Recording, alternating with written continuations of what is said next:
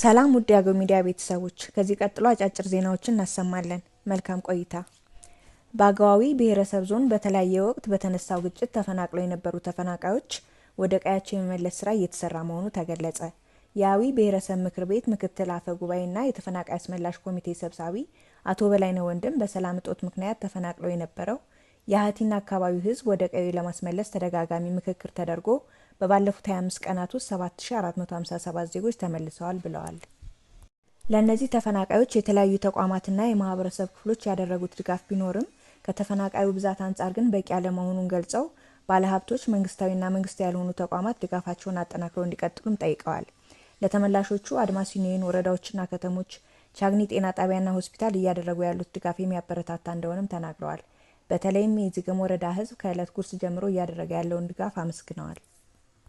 የዚገም ወረዳ ዋና አስተዳዳሪ አቶ መልካሙ አለነ በበኩላቸው በሰላም መደፍረስ ምክንያት ተፈናቅለው የነበሩትን ወደ ቀያቸው የተመለሱና ለማቋቋምም እየተደረገ ያለው ሁሉን አቀፍ ድጋፍ የሚበረታታ እንደሆነ ገልጸዋል። ተመላሾቹ አሁን ከሚገኙበት ጊዜያዊ ድንኳን ወደ ቋሚ መጠለያ የማስገባት ስራ በቅርቡ እንደሚጀምርም ተናግረዋል።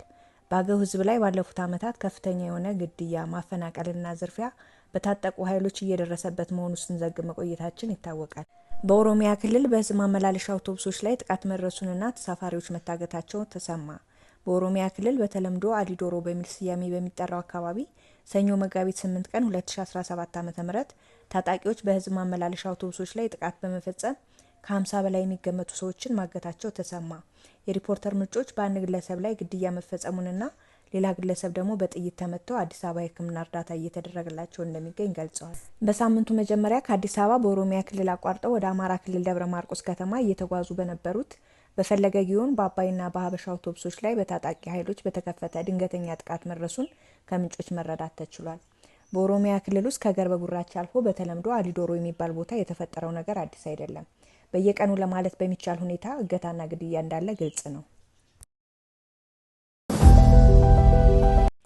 የመንግስትና የግል ሰራተኞች ከደሞዛቸው ለአደጋ ስጋት ክፍያ እንዲፈጽሙ የሚያስገድድ ረቂቅ አዋጅ ቀረበ። የኢትዮጵያ አደጋ ስጋትና ስራ አመራር ኮሚሽን ራሱን የቻለ የፌዴራል መንግስት አስፈጻሚ አካል ሆኖ እንዲቋቋም በቀረበው ረቂቅ አዋጅ የመንግስትና የግል ድርጅት ተቀጣሪ ሰራተኞች ከሚከፈላቸው የተጣራ የወር ደሞዝ ላይ ክፍያ እንዲፈጽሙ የሚያስገድድ ድንጋጌ ተካተተ።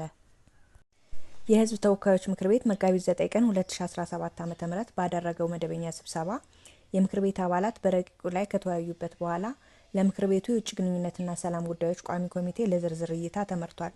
በረቂቅ አዋጁ ማብራሪያ ላይ በቅድመ አደጋ፣ በአደጋና በድህረ አደጋ ወቅቶች ለሚወሰዱ የአደጋ ስጋት ቅነሳ ምላሽና መልሶ ማቋቋም የሚሆን የኢትዮጵያ አደጋ ስጋት ምላሽ ፈንድ መቋቋሙ ተገልጿል። በሌላ ፕሮግራም እስከምንገናኝ ሰላም ቆዩልን።